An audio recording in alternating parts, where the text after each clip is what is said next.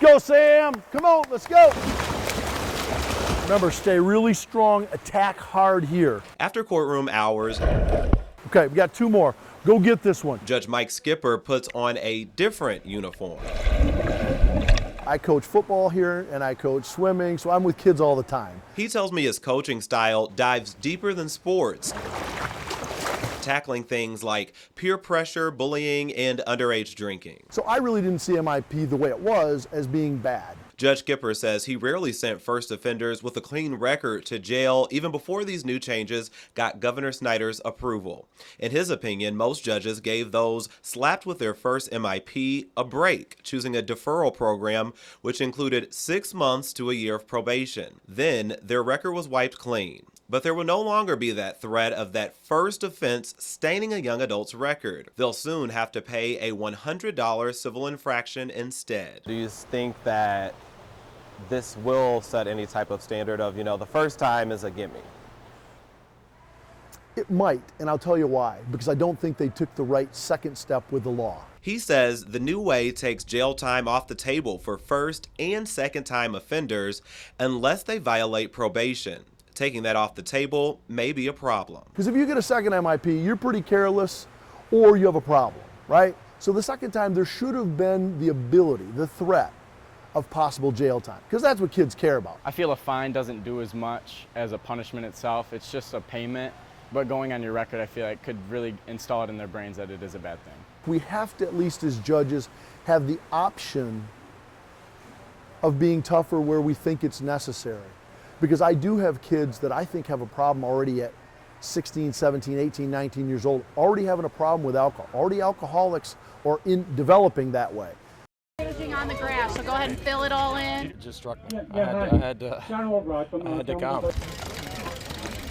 It was professional cyclist Lance Armstrong that spearheaded tonight's event. He heard about the horrible crash and reached out to the Kalamazoo cycling community. Why was it so important to come to Kalamazoo? Let this awful tragedy stop us from doing what we want to do. Because, we've all been in that place as cyclists, and on our bikes. We've all been scared. We've all been touched by cars, but to be run down it was so severe.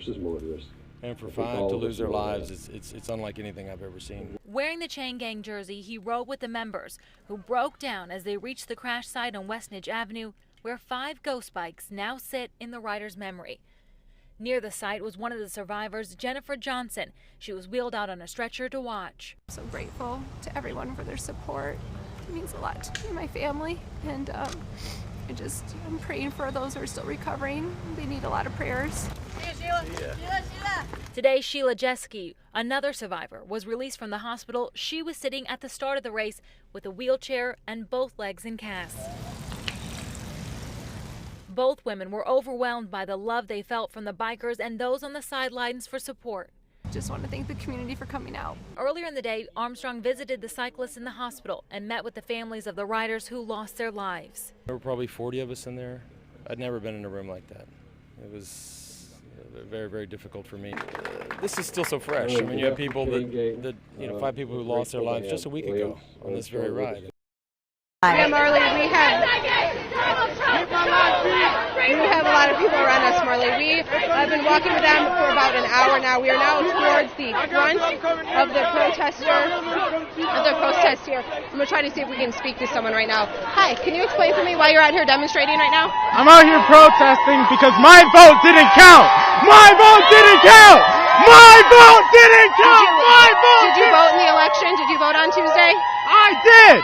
Okay, and why do you say your vote did not count? Because Hillary won the primaries.